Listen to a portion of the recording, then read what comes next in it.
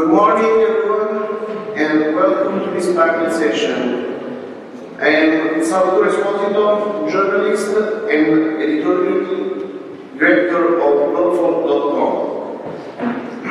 Before starting our discussion around the theme of the panel, I would like to express my personal thanks and that of the editorial staff of blogfont to organizers of Musiconnect Italy, who accepted our proposal for cross-generational attendance at traditional and world music festival panel.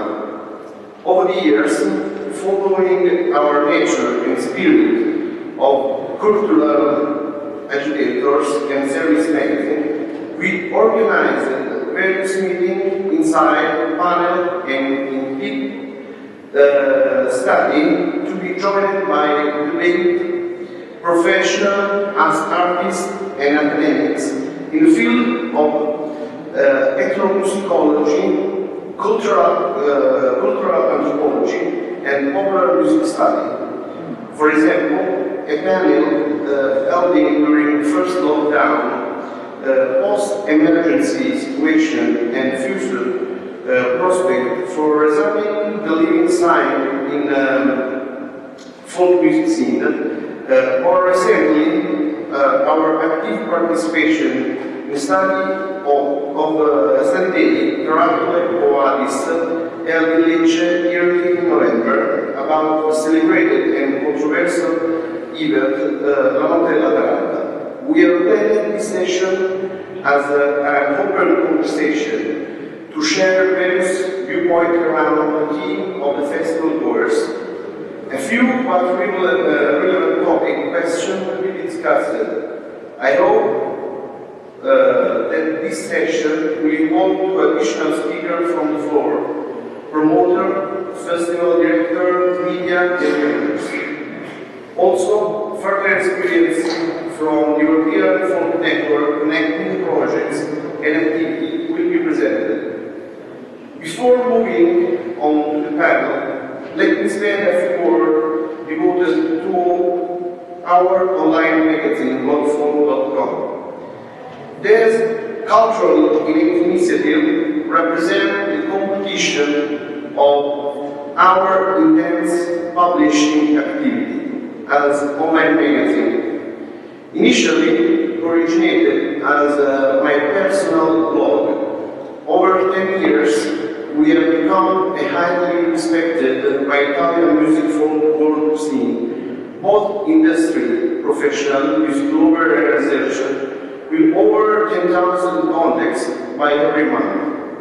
Blogfont.com is a living, open access magazine dedicated to the folk, traditional and world music, with bible jazz in folk songwriting and modern music.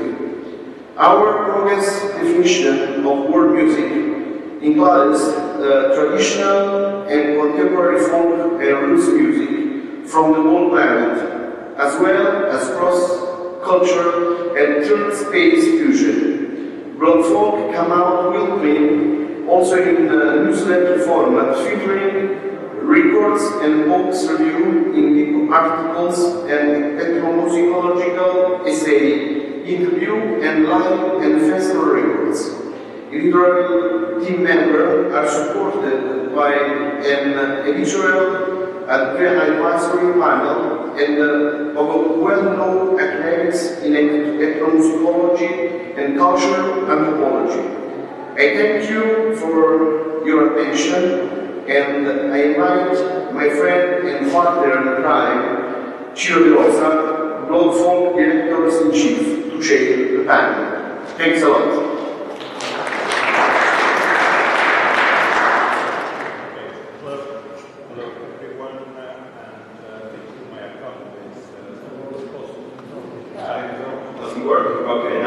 So thank you, welcome everyone again, and thank you, my accomplice, Salvatore Esposito. This session will bring together panelists to discuss the issue of public attending traditional and world music festivals the panel departs from the core idea of Musiconnect Italy to share experience in a global perspective, to widen networking, to be a forge, to craft new ideas and projects to be developed. Artists are showcased to be booked here, but let's try to understand who is going to listen to them to festivals. I know it's not an easy time for festivals, but let's be optimistic and hope that everything is going to be not the same, but to a regular attendance and organization in the near future. We need to experience a variety of events, from small concerts or gathering where most people are, let me say, AstraZeneca generation now, to medium-sized festival or big mass gathering as mentioned not in the Lateran, which now is a main media covered event which opens a plethora of analysis.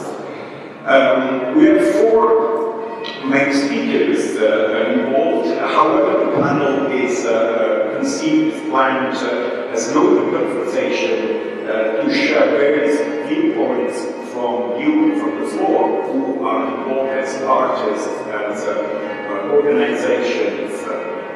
That's the bell welcoming us, of course. And the 4 speakers I'm going to introduce, you know them very well, but it's time to anyway to introduce them. Jana Uczkova from Slovakia. She's been promoter of and world music events since 2009.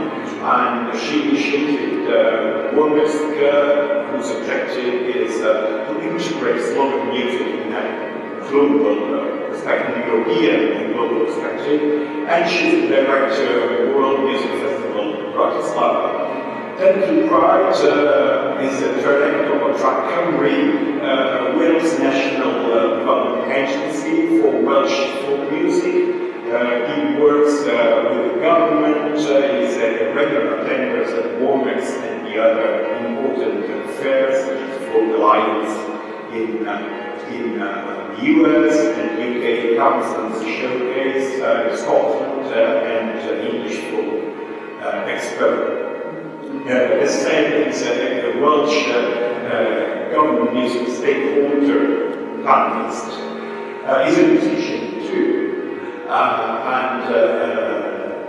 In his biography, I read that his first paid performance was his mother's folk band many years ago. And Piotr Serwo is an international music and industry professional with over 20 years of experience. He is the co-founder of Globaltica, a world culture festival, which is now one of the biggest and best known music festival, the biggest in Poland, but one of the most important in Europe. In 2018, he was one of the so-called Seven Samurai, as you know, members of the group who professional responsible for the selection of musicians showcases at WOMEX. I don't know if people know that he's a graphic designer with patent patterns and is involved in creating lots of logos for festivals. Last but not least is Italian, like ourselves here, Gigi De Luca.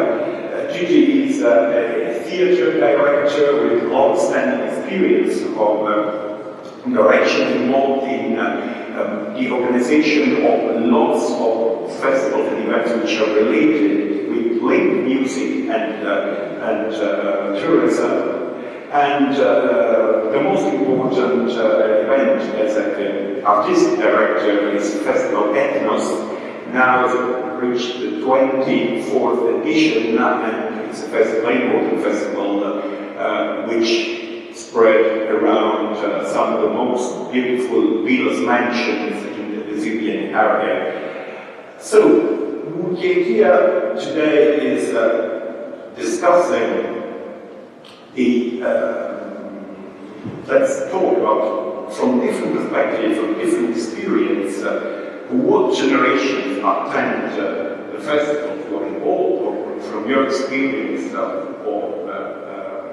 attending other festivals too. Emmy is going to present later also the European folk network, which is one of the possibilities to widen the idea of networking and find a way to give more emphasis to folk and traditional music, which is something which is due. So the main question here, which I would like to pose, is from your perspective, what generation attend festivals and events, and how the festival programs address different age groups to attract, the way to attract, to move on to the next generation in terms of attending the world music traditional festival. Who want to, Piotr, would you like to start? Please, thank you. Good afternoon to everybody. First of all, I would like to one more time thank you for the invitation, and it's really a pleasure to be here and share the experiences with you. So this is a very open topic, I think, because each festival has a different audience, in my opinion. It depends on the program, it depends on the place where this is going on, and other things. I have two perspectives, because I'm doing a festival in Poland. This is in the city called Gdynia. It's north of Poland, at the Baltic Sea. It's a region called Three Cities, because there are three cities very close to each other, like one big city. There's Gdynia, which is a small modern city, Sopot, which is kind of small spa resort, and Gdańsk, the big medieval city. So altogether, it's like one municipality organism, let's say, with like 750,000 people. And another perspective is city in Norway, because I'm, as Pilo said, I'm a graphic designer, and I work closely with the festival in Norway, which is in fact one of the biggest world music festivals in Scandinavia. And this is a tiny city with like 20,000 people. So there are two different places, two different festivals, and two different groups of audience. In our case, we have, let's say, modern place with many youngsters, with many events, many attractions for people. And we have also further, where is a small city. Most of young people are moving to Bergen or Oslo, because there they have more things to do, more places to work in or to learn. So in Ferde, mostly are living now people from the, people who are retired or in the middle age, something like this.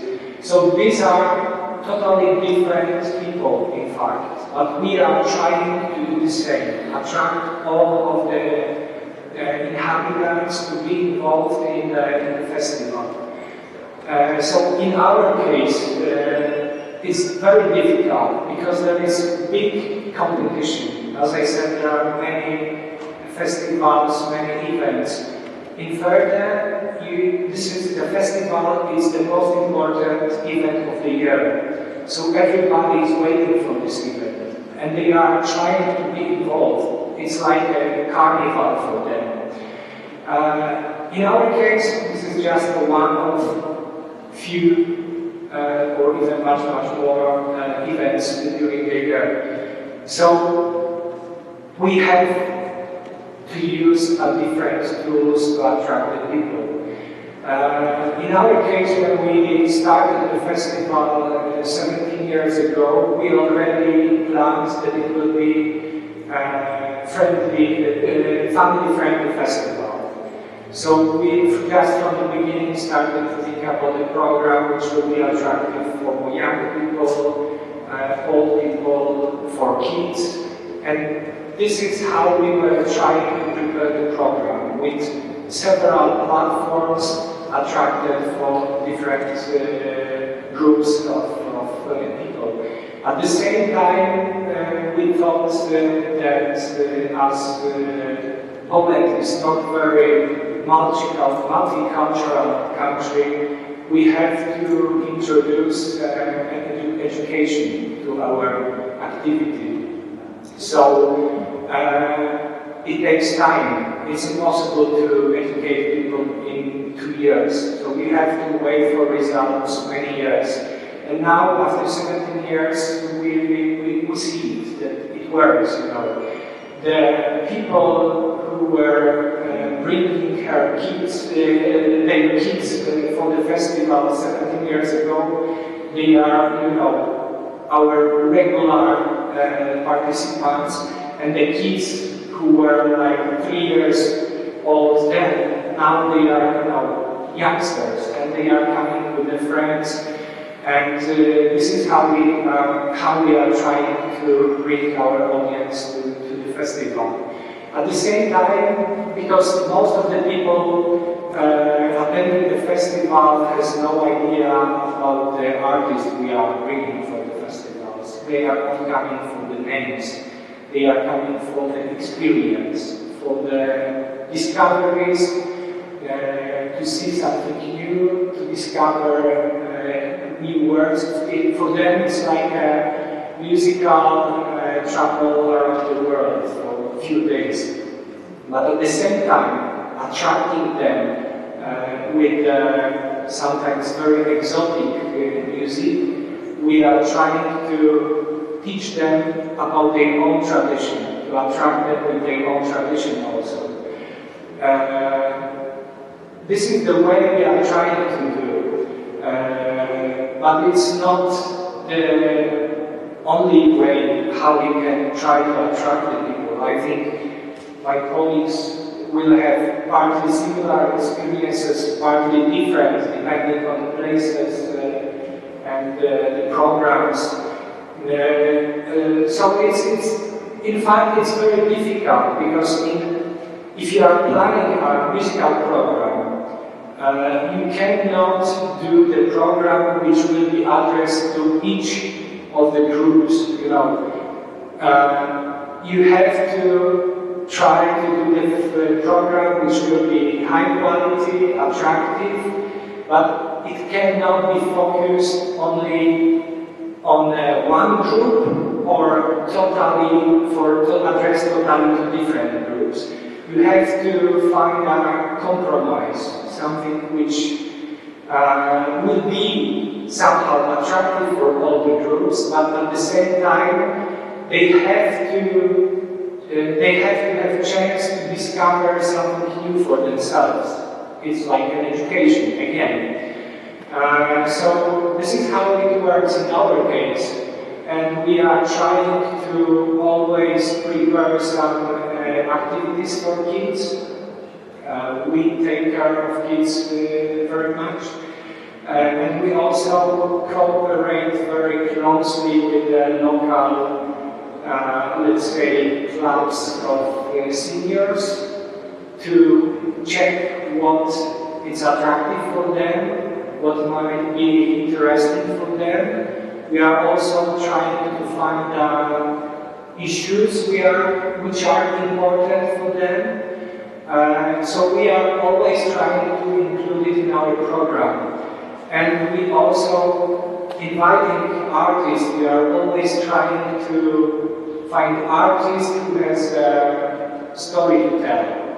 Not just play music, but to say something more about their tradition, about their problems. So it's always like a social issue in our program. I know that in Førde, in Norway, it's a similar situation, but as this is tiny city, as I said, it's much easier to involve, for example, older people to be part of the festival, because they have a lot of time and they are always invited to be volunteers during the festival, and they are happy to be useful, to be part of this festival.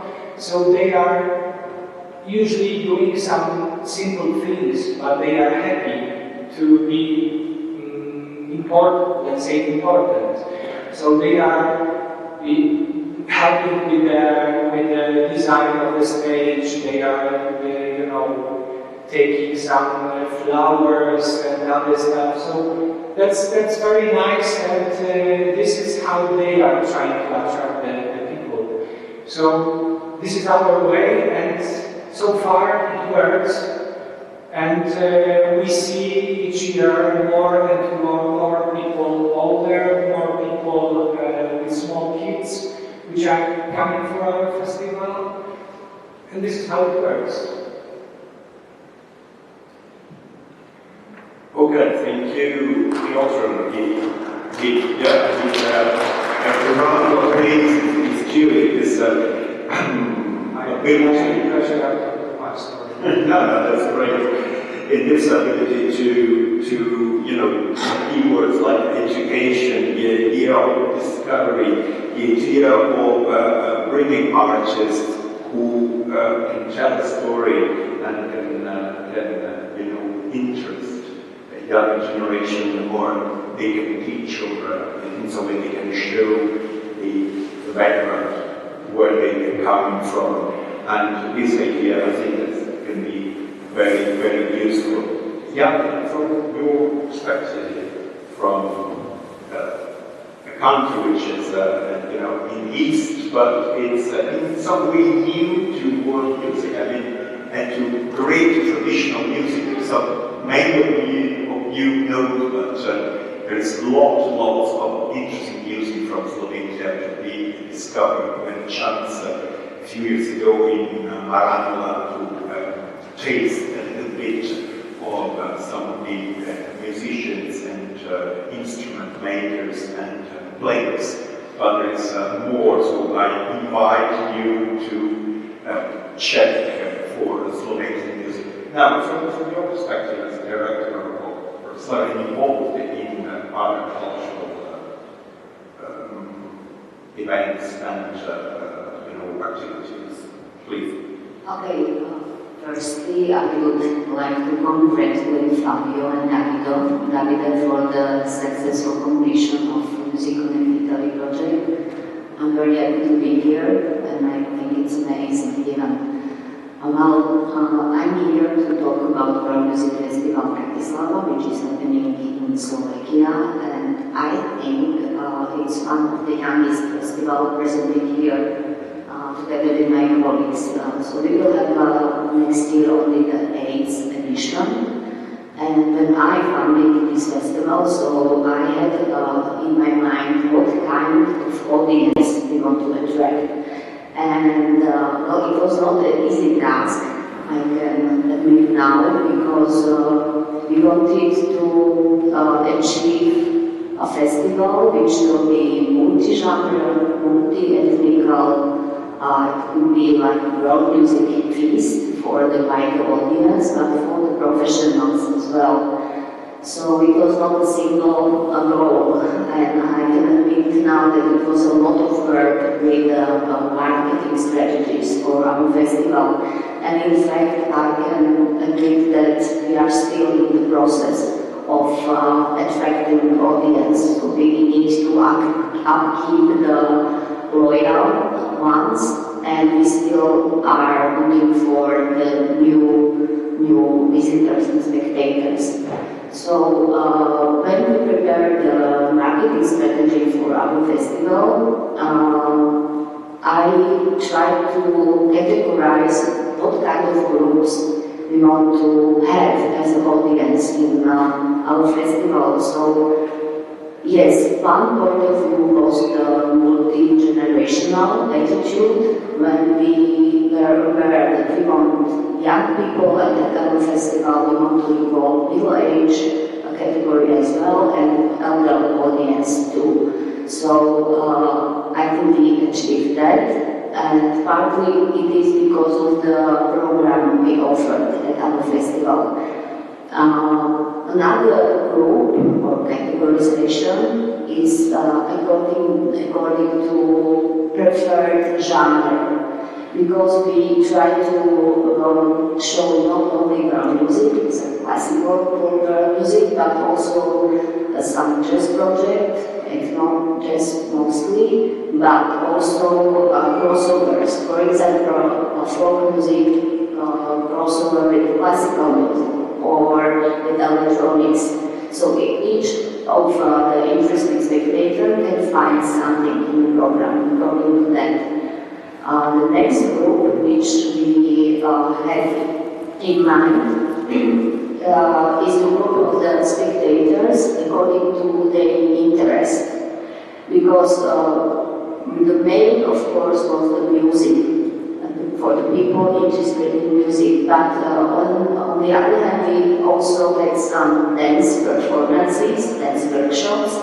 We also offered some film premieres, documentation or documentaries about the folk music or other traditions connected with music. But for example, very popular were also drum circles, and they were especially made for families with children. So this was something where we wanted to attract families and young people as well. And we had also a very important group of Slovak professionals, because the professional part of the festival was mostly dedicated to Slovak musicians, to Slovak professionals like managers, like musicologists, ethnomusicologists. We wanted them to be part of the festival because we think this is how we should find more ways how to collaborate, how to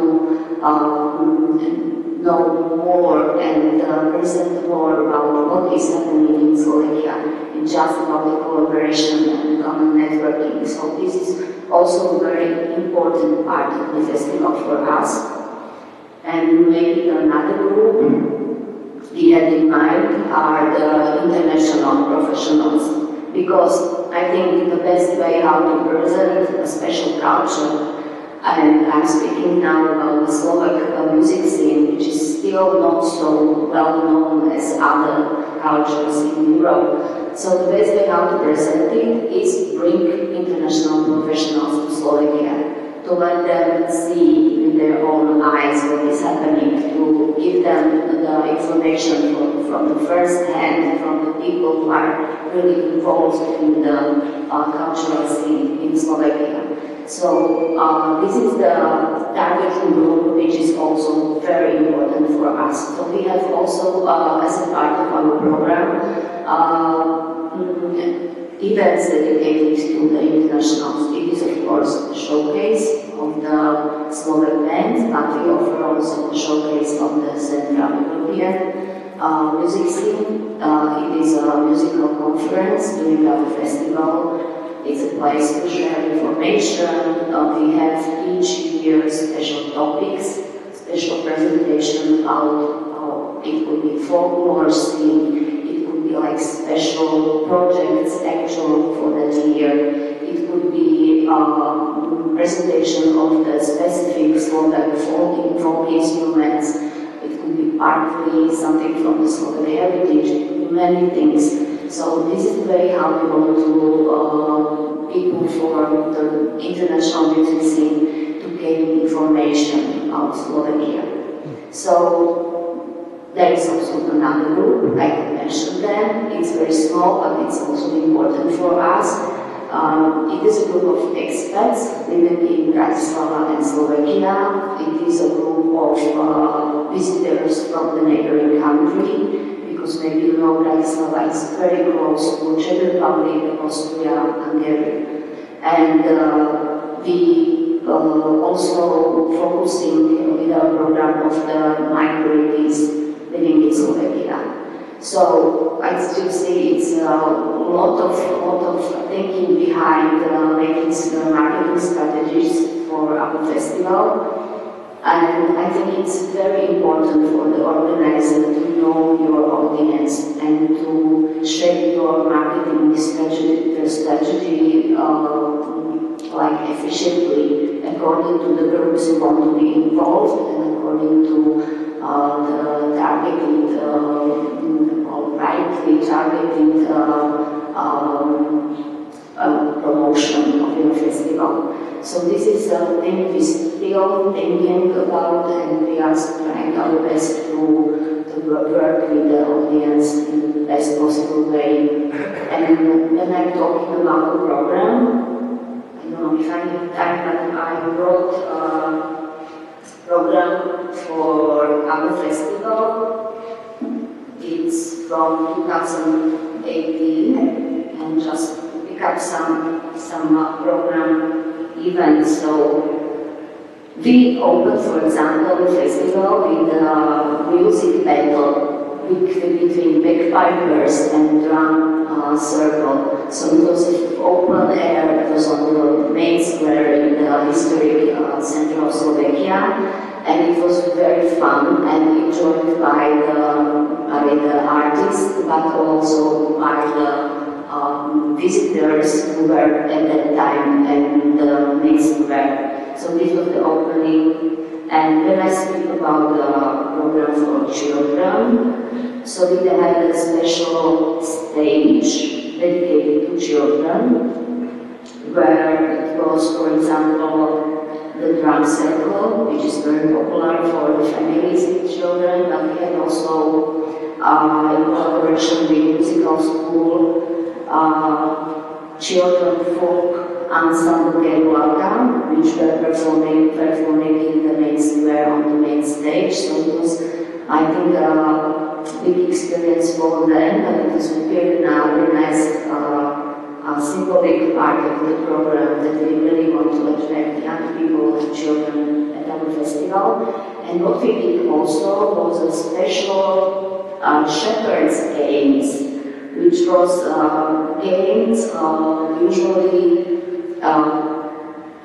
they are played by the children in the fields or in the small villages, but with very usual things they had in the past times. So we tried to reconnect with the past, and we made these shepherd's plays for the children in Bratislava, in Národné squares. And we had also, for example, a workshop of Latin American dances for the children in one of our locations. What else? We had also, as Piotr mentioned, we had also some social issues we want to talk about during our festival. So we had, for example, discussion, the need for dialogue in today's society. So it was about the growing nationalism, extremism, and xenophobia, and what we can do about that. But of course, we had another topics. For example, at the conference, we had some presentation, for example, about the Roma's image in today's society, and we have other discussions. We have, for example, a presentation dedicated to 15 years of the tradition of dance houses in Slovakia. We had a presentation about the biggest folklore festival, Východná, which is happening in Slovakia for more than 60 years.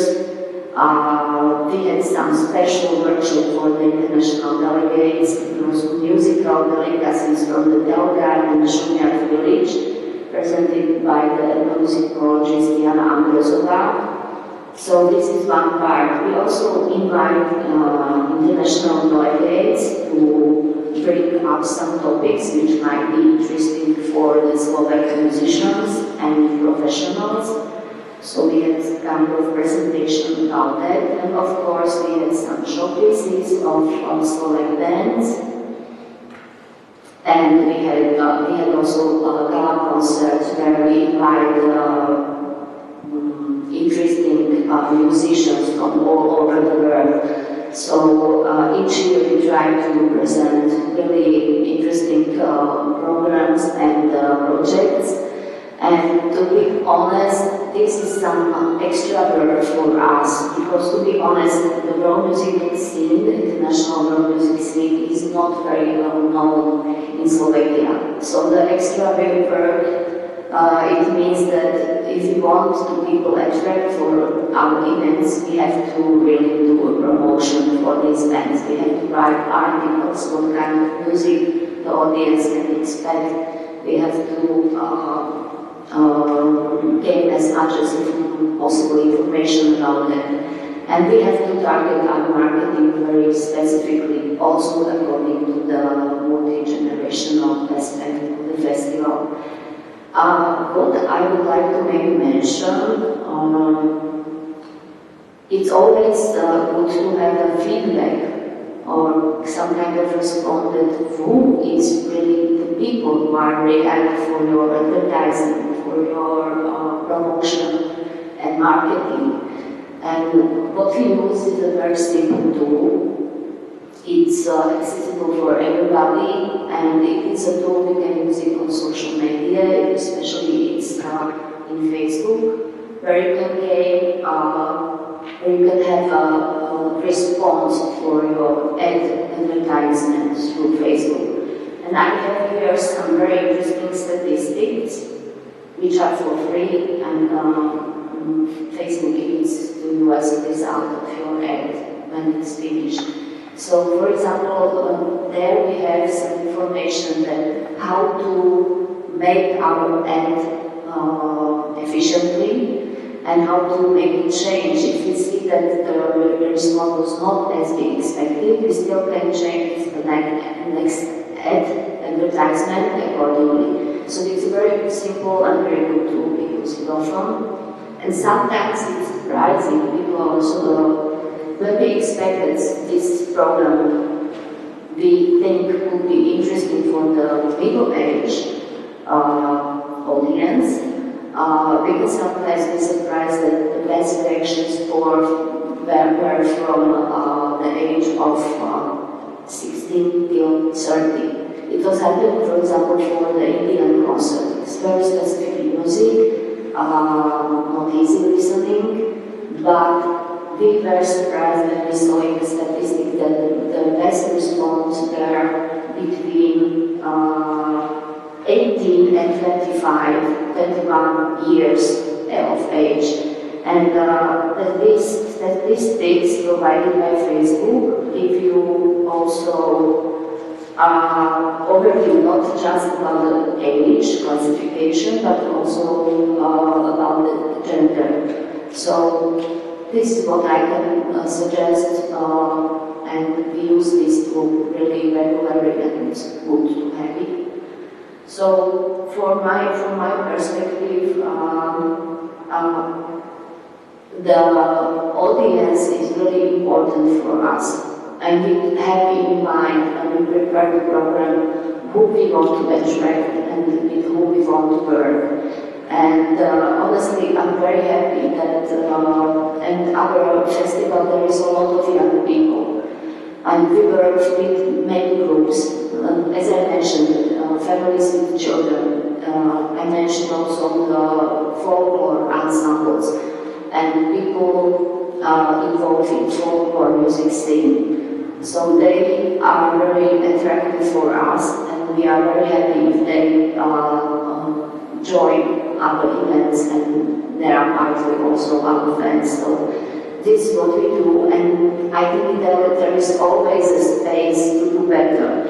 And I think the last 2 years was an extreme example how nothing is really fixed, and you as a promoter, as an organizer, as a director, I think we have to be really flexible, and we have to adjust and adapt very quickly to to the situations. This is what I've learned, and I think also this is very important, especially when we talk about the multi-generational attendance, to know how to target each group, because each group reacts to different kind of marketing.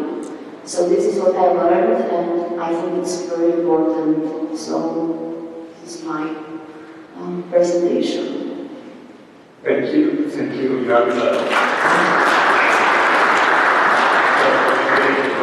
Your proposal to meet different interests, recognition of what is the music scene in Slovakia, attracting international professionals and academics too. So that's the plan. Even show through polls, through surveys, to understand who the people are, what the people want to program, plan for the coming time. If you agree, I'd like to come home in some way, because we are from the same place. I mean, Naples, Gigi actually is from Torre which is another place not far from Naples, in the Zurich area. And I saw that Gigi had a great experience of directional festivals, and especially with Festival Entrance, 26th edition. It's something, it's a story, it's history in terms of festivals in our area. So, and it's been involved in activities with schools too, I remember. So, please, Gigi, your experience in terms of the festival and in terms of the audience, in terms of the way to have new generations this is one of the issues that you consider when planning, when the different extensions of every festival, which is held in September, usually held in September. Ok, grazie. Io parlo italiano perché è più facile, come il francese, ma insomma poi magari può fare una sintesi. Tanto ringrazio Dario e Fabio che hanno organizzato questo gruppo di italiani, ci hanno invitato qui a confrontarci. Io vorrei fare un'analisi proprio partendo da un aspetto sociologico, ok? Cioè fondamentale, cioè cosa ci vieta oggi di avere i giovani agli eventi. Bisogna dare il contesto. Allora, noi parliamo di un'area come l'Italia, che è differente dalla Polonia, dalla Slovacchia, dall'altra parte del nord Europa, dove c'è grande creatività ma grande anche mancanza di lavoro. Andiamo a fare un fuoco ancora più tematico su un attimo sulla campagna, e allora abbiamo una difficoltà che è soprattutto la mancanza di stabilità, cioè portare i giovani agli eventi, a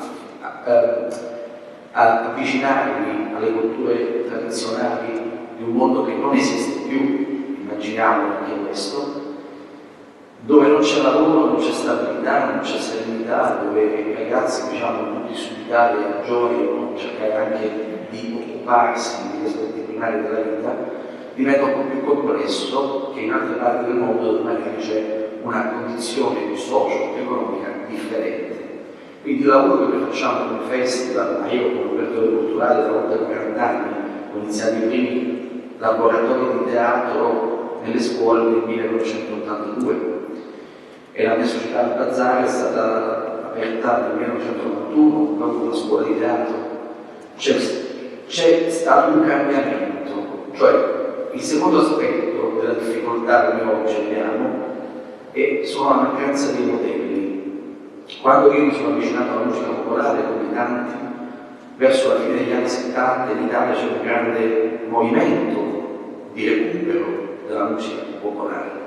C'erano dei modelli forti, ma molto forti, che hanno creato sistema, affezione, hanno creato amore, passione verso quella cultura contadina che avevamo alla porta a fianco, ma noi non la conoscevamo. E parlo della nuova compagnia di canto popolare, del lavoro che ha fatto Roberto De Simone, degli enti musicologi, di Musiconnect con Eugenio Bennato, che già andava verso una trasgressione e un'innovazione. Però, e non solo, siccome in quegli anni in Italia erano ospitati perché esuli gli Inti Rimani, un gruppo che per noi sono dei leader, ma conosciamo solo noi, in Europa non si conoscono perché erano parte della nostra cultura per tentare di nostra vita, ecco che l'affezione verso le culture popolari è stata molto più semplice. Noi negli anni 80 a Napoli avevamo 6, 7, 8 gruppi di musica popolare folcloristici, non di questi noti, che giravano il mondo a fare spettacoli. Perché? Perché esistevano dei modelli e noi suonavamo quella musica, io sono musicista come me tanti, e seguivamo quell'onda e creavamo gruppi, un gruppo nasceva, un altro moriva, poi se ne formava un altro.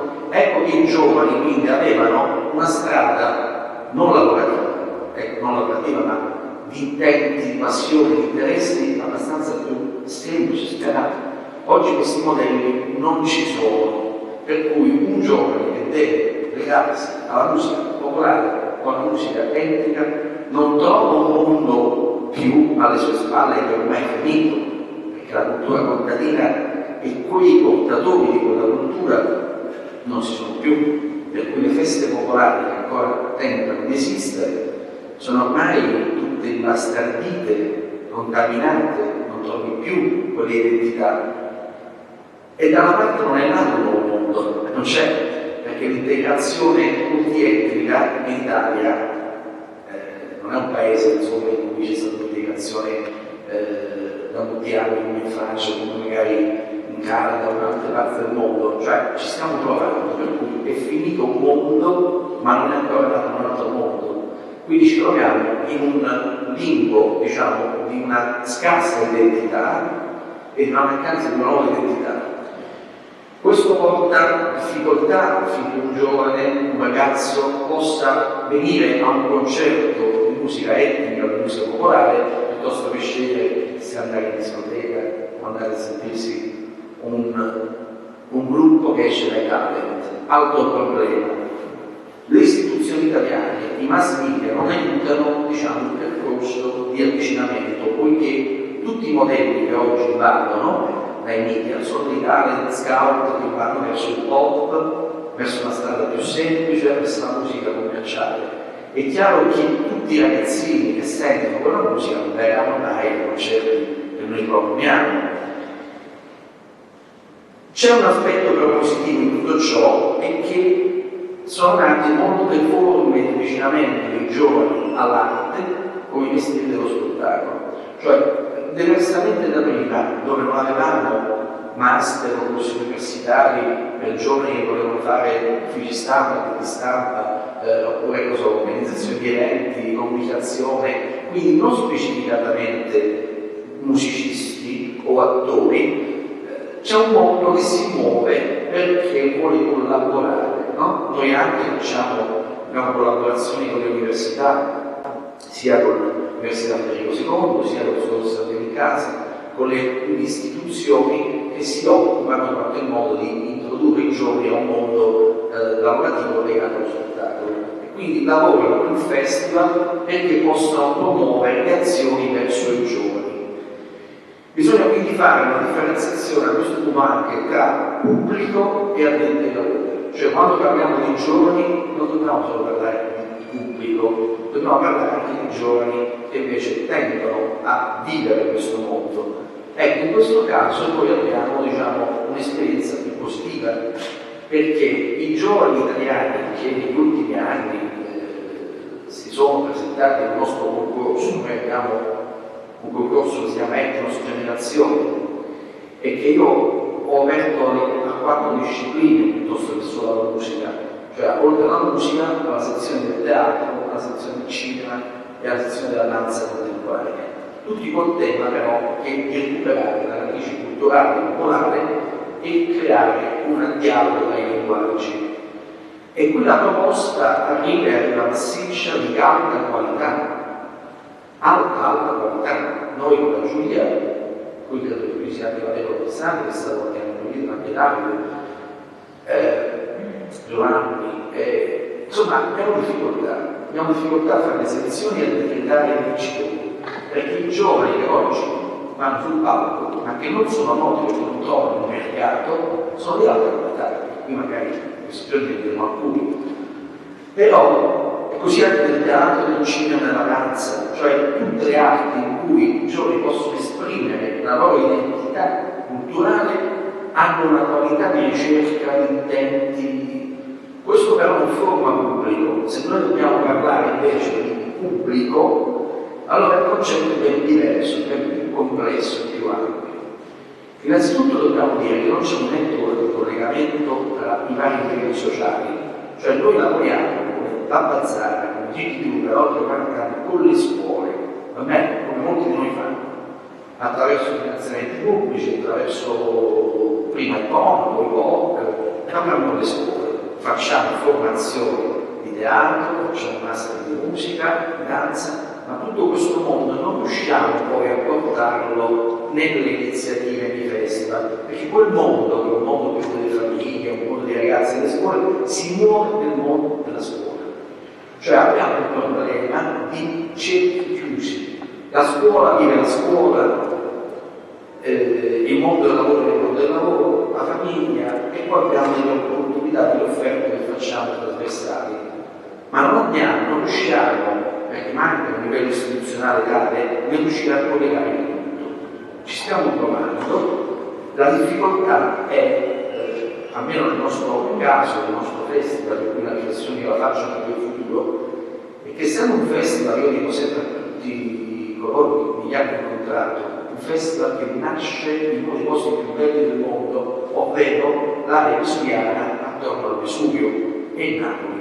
E abbiamo una struttura geografica, anche diciamo, di connotazione completamente differente dal resto d'Europa, cioè abbiamo tanti luoghi come questi, meravigliosi, ma piccole capienze, che noi andiamo a valorizzare attraverso i percorsi culturali in questi luoghi.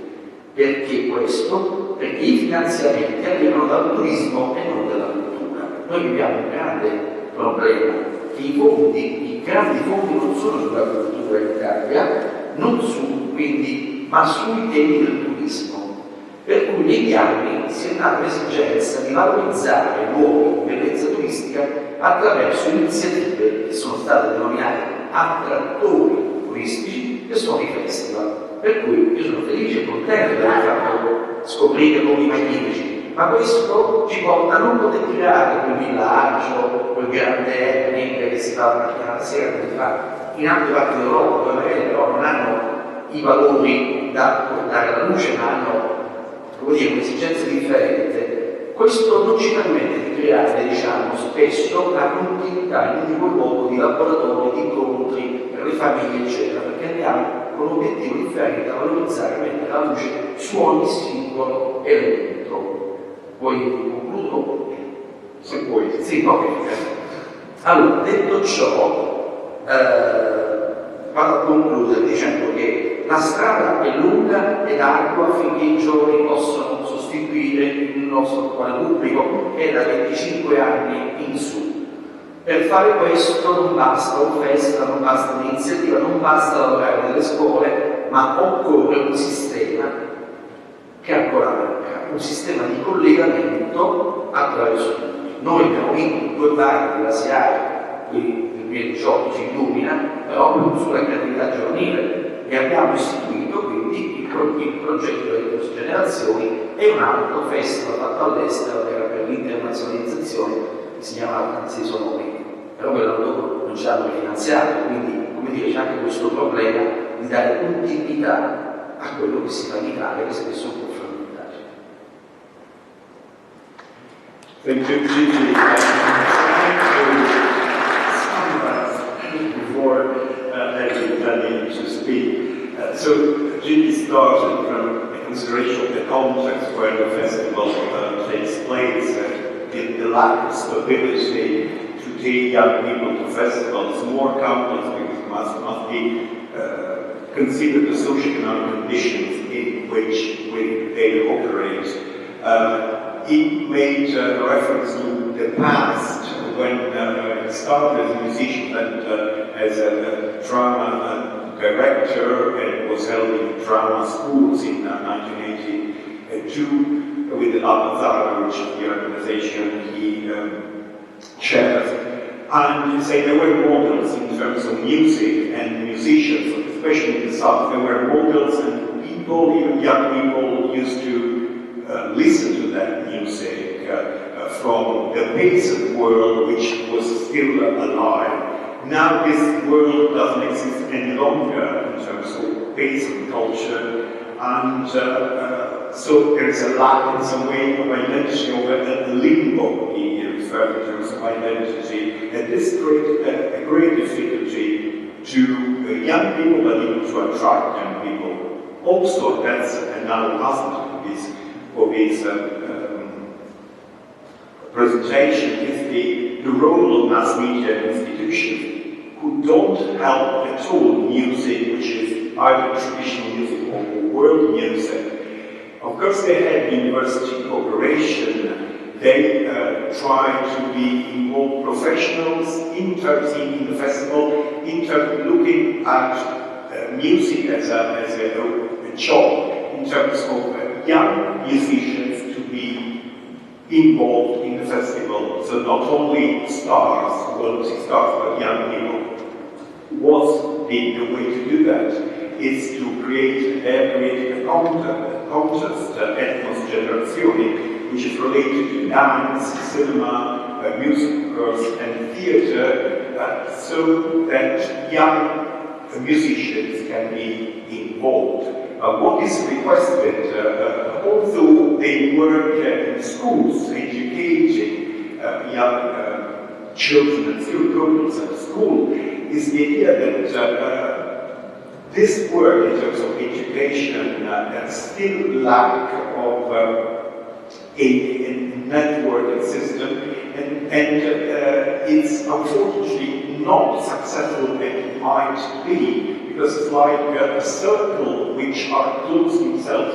In the school, you work in school, but then it's not easy to get pupils or the school system, in at the festival. And what's more is that all the system of giving fundraising from the institution come from tourist institutions, not for culture, not for the music, but for the fact that you create other events around the festival, taking you in spectacular places, such the ones which are in resilient areas. But this is not a way to build up a new audience, because people are much more involved in the tourist kind of tours than in the festival itself. So it's a long way, and what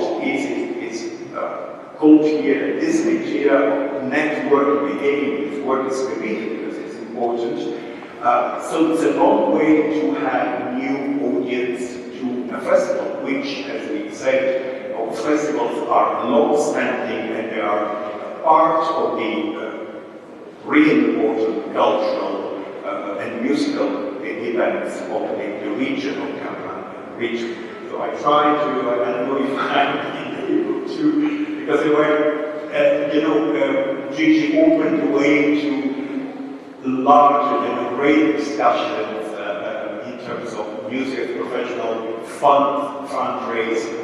But in terms of fundraising, in terms of a perspective, and in terms of networking, which seem to be key words, tend to write as part of a development agency for Welsh music, being a musician himself, and being part of a network. He was one of the board founder and board member of the European Folk Network. Maybe you have a wider perspective from, governmental position, but at the same time, part of the network who want to, in some way, it's modeled on the European Jazz Network to create a forum and a voice for European traditions.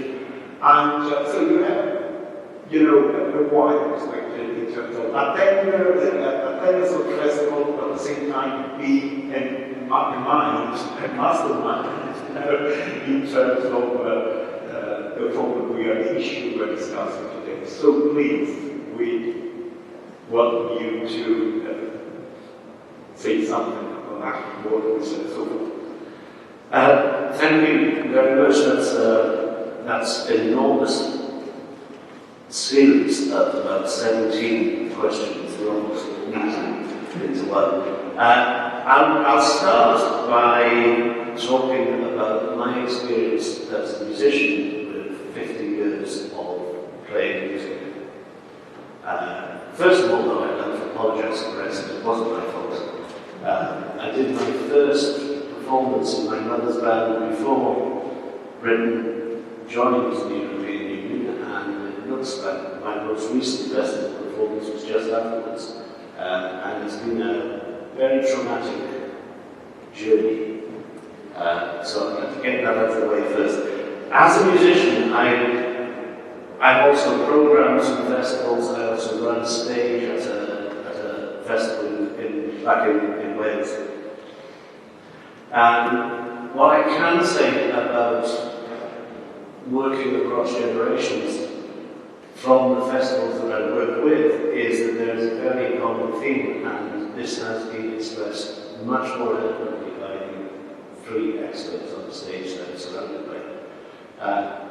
But what is common is the concentration on the relationship you want to have with your audience as a person who is active promoting the festival, and also as somebody who's passionate about a particular kind of music or a particular kind of art, and also the wider sense of community you want to engage with.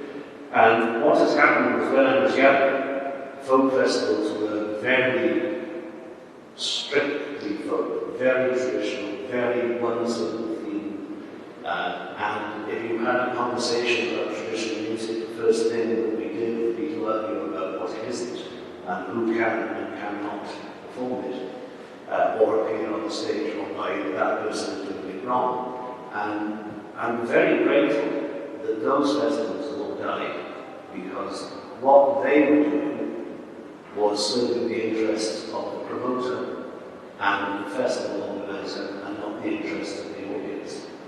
The festivals that are successful, and there are different kinds, are all festivals who have looked at other successful cultural experiences, other successful festivals, not just world music or folk festivals, but festivals of all kinds, and tried to bring what those festivals do to their experience, and then use what they can to make it happen. And these festivals might be 2 bars in a tiny village where the band plays there and then the audience walks across to the next bar, and then the band plays and then they do that for a weekend. Or it might be a festival like you said, which runs for 10 days and has 140,000 visitors, in which folk music, traditional music happens, but it happens alongside opera and golf and drama and dance competitions and fine art competitions and poetry and science and everything else. And what they've done, largely initially because there's not so much money around, grants are not so easy to get, people don't have quite so much money to spend on tickets, is that they are spending slightly less on the headlines and concentrating more on creating unique experiences for their audiences. So that what they're growing is trust in the festival as a brand and as an experience, so that the audiences will come to the festival to discover or to enjoy or to celebrate something without necessarily coming to see one band. Those things are still important, but they're not as important. And by doing that, it's given them the freedom to look at, say, Glastonbury, Glastonbury, where it's zoned, and there is music, but it's music that has something in common. So people are starting to look at relationships between music, ethnic, world music, folk music, blues music, and build upon that as something that the festival will come to. And when we look at what happened with our folk festivals, which have pretty much disappeared in Wales, the bit that killed it was that people grew up. The musicians and promoters that I worked with as a young man are all in their 80s and 90s or dead. And the festivals that my daughter wants to go to are not festivals with a label. They're not a world music festival or a jazz festival or an indie festival or a dance festival. They are just a festival where the music and the experiences they all happen. And so our promoters are concentrating on offering that relationship. So there is a festival called the Green Man, which has 20,000 on the weekend. There's a lot of folk music, there's a lot of world music, there's a lot of traditional music, there's a lot of collaboration. All the things that you guys have been talking about. But it's not labelled as folk music. It's just an interesting thing to experience. There's a wall stage where there are intimate performers from musicians who are traditional and from all over the world, playing against each other. And there are headline acts on the next week. And the audience has become much more Facebook-like, much more Twitter-like, TikTok-like. They browse. So rather than having a big meal laid out for them with 15 courses, they go from one, they'll have a donut here, they'll have a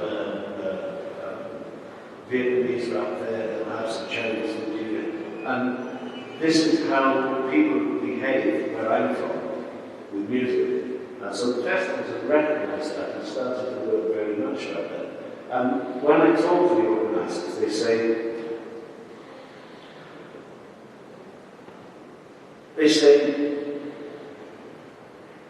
we never knew as musicians or as companies out culture how exotic we were until we started to actively bring somebody from somewhere else in the world and put them on the same stage, maybe give them a day to work together and say, do something, and then watch the conversation and watch how that unfolds. And those are the experiences of my 50 years. That's how it's changed, and that's how it works. So, when we work with young people, the festival organisers, they put on bands that young people can see themselves as part of, or they ask us as development organisations to find 10 young musicians and bring them together and do something on stage, which it creates a reaction that year, but the following year, 2 other bands will get together and do that all for themselves. And then what we see is there's a kind of lowering of the age of people coming to these festivals because they can see their friends there, because they can see people they identify with, people they've seen on TikTok, people they've seen on Instagram. And it's just general things they like. My daughter listens to. My daughter walked up to me the other day and asked me about Bessie James, Etta James, and a bunch of things she has no right to know anything about. She's 22, she knows nothing about where the music is from. It's come across on the Spotify feed. So our festivals are looking at finding ways of engaging where young people are and offering themselves at that. And then, as Gemma said, working very hard on understanding the marketing, understanding where it's from. Also, we found that we had to understand our work in terms of tourism. That people will come to Conferenza or Musiconnect or Portmeirion or somewhere because it's a beautiful place to be, and there's good food, and there's nice places to stay, because the festivals I work in can't exist on their own. That it opens on the 25th of July in the field, and then it closes 3 days later. It has to be part of an ongoing relationship with the community, with the place, with something that's unique. Because a festival can easily become a giant, amorphous, money-making thing. But then the reason that we are involved in folk and traditional music, world music, roots music, whatever label we want, is really because it's just another thing. So that's where there are some things that I wanted to add that haven't been said. I don't think that might have is not so good. But there are two relationships that fit it that most festival organisers will quote if you talk to them. British festival organisers are very weird about money, they don't like to talk about it very much. But if you are a festival that's not based on camping, but it's a festival that's based in the town with local accommodation, the ratio that they all use is for every £1 that gets spent on a ticket for a concert, there is £7.75, so 1 to 8. So every euro on a ticket is €8 on food, accommodation, tourism events. And this is how they manage to keep their relationship with the municipality, the town, with the city, is by deliberately saying, help us with this, because every pound that is spent by someone who attends my festival will translate into money in your restaurants, money in your hotels, money in your shops, money in your garages, because people don't buy petrol to go home. That relationship is very, very constant. And the other number that they all quote is 2 to 15. For every 2 local volunteers working in a festival as a steward, or working with musicians, or working on the night to make sure that everything's tidied up and cleaned up, those 2 volunteers should reflect in 15 tickets sold locally. So 2 volunteers working in the festival should sell 15 tickets to family members and relatives within the community. And that's a figure they use to know that they've got it about right, that their community engagement is working. And the other thing that I wanted to share that they're doing now that they weren't doing 10 years ago is that they are running events for children and young people, especially teenagers, but they're not calling them young people's events. They will just put stuff on and let their kids find it.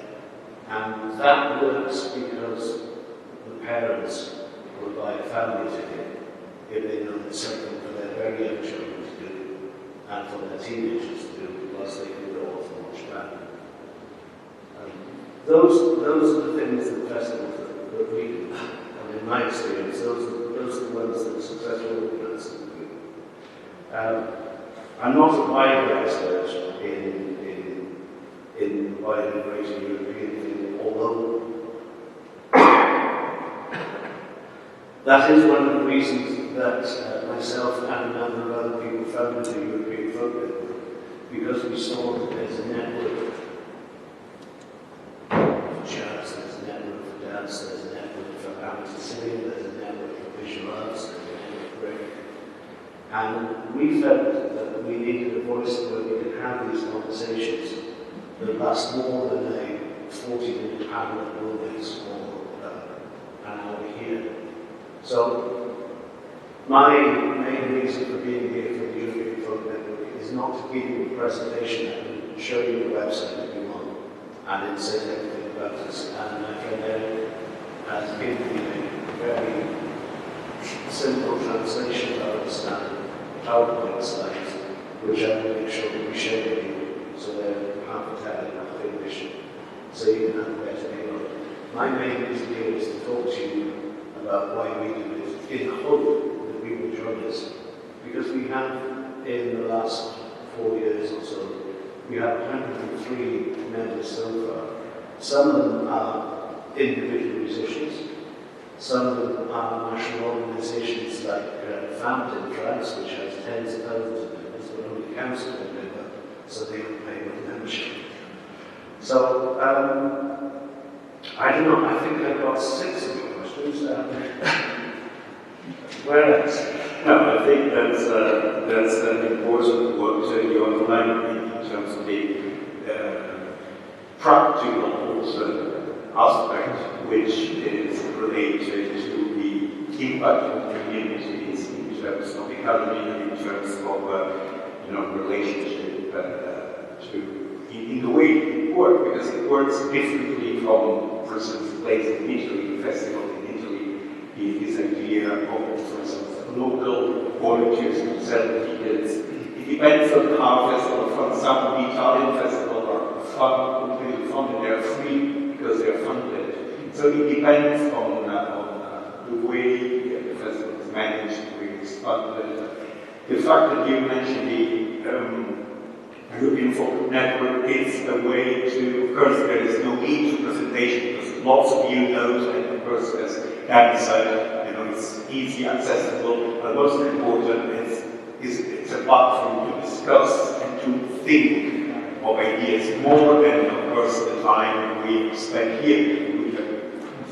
We need more time in terms of speaking, and I don't think I can see, I don't know if we had time for anyone who wants to say something in terms of experience, or we need to come to the end. Was supposed to end at 1 o'clock, but it's great, of course. So if there is anyone who wants to interview, we can, I think, can have 1, 2 questions from the floor, questions or more than questions, short remark, comment about from a different perspective, maybe. So feel free. I think a couple of things can be said before going for lunch. Everyone. So any kind of courageous person who wants to. I know that there have been so many things you mentioned, 6 questions or more questions, and each question had, lateral kind of side way to, at least to start a new discussion. But if there are no courageous person who want to say something in more informal way, we have plenty of time to discuss or even plan a future more focused aspect in terms of work. So again, I want to thank you for hosting us for this panel, and thank you to... Yeah, sure. Okay, here we go. Just one remark. Everything which has been taught here is very important. And I just want to add one small thing from my own experience, quality. It doesn't matter what you are presenting, what genre it is, what kind of music, but if you take care of quality, it will be appreciated, really. I remember some years ago, we brought to our festival Fagana Kasimova from Azerbaijan. It's a Mugham, it's classical music of Central Asia. Not easy listening music, one song, 45 minutes, so we can imagine how it is. And I was worried a lot about it because I really loved it, but I wasn't sure if our audience is ready for it. And after this concert, which finished with the standing ovations, full house, etc., etc., I realized that it doesn't matter what you proposed. If it will be high quality art, it will be appreciated. And this is what we should have in mind when we prepare the programs, when you as a musician are trying to prepare your program, the quality. Thank you. Yeah, I think the quality, I think I was rather close for it. This must be quality is relevant, the idea to educate, and the idea of incorporate, and to make institutions, recognize the value in terms of culture of this music, whatever label you can tag, you can want to give, but it must be understood. That's very, very important in terms of understanding of people, and in terms of inclusion, in terms of mutual understanding, especially these days. DJ, I think you want to say something.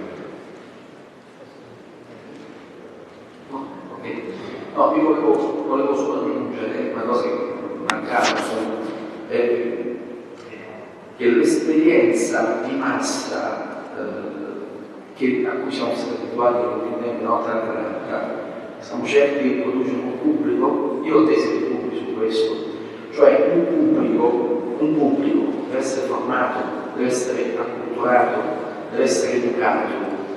È come dire, farsi una grande abbuffata, una grande mangiata dove tu assaggi di tutto, no? Un esempio, si fa un buffet, mangi di tutto in quei pochi minuti, però poi dopo non ti ricorderai probabilmente i sapori di ogni cosa.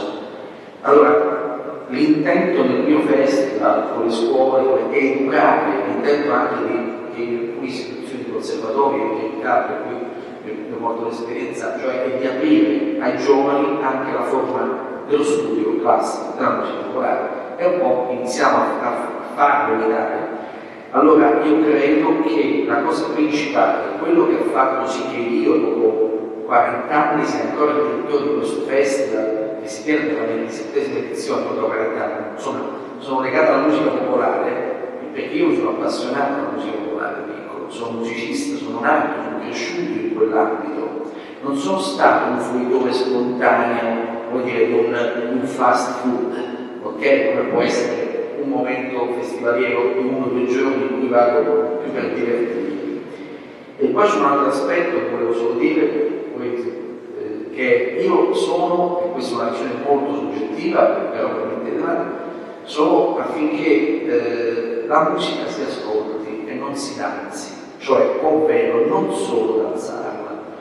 Nel nostro festival abbiamo sempre educato il pubblico all'attenzione al musicista, all'artista, all'interprete, cioè a colui che sta sul palco, perché spesso quando tu vai a un festival e i giovani hanno da danzare, difficilmente fai attenzione al valore culturale che quella proposta ti sta dando, e quindi non ti incuriosisce ad andare a cercare altre cose. Quindi bisogna stare un po' attenti su questo, cioè guardare un progetto a lungo termine, non a medio termine, per creare il pubblico.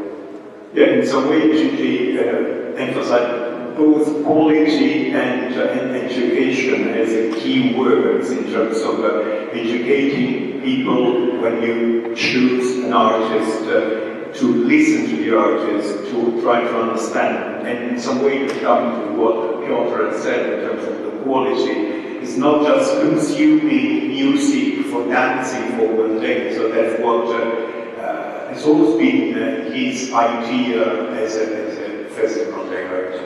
So, we come to the end, so thank you for these eye-opening talks from all of you, and thank you again to Jarmila, Dani, Piotr, Saltur, of course, as a man at the beginning, and the one who introduced, and Gigi. Thank you so much to you for being here.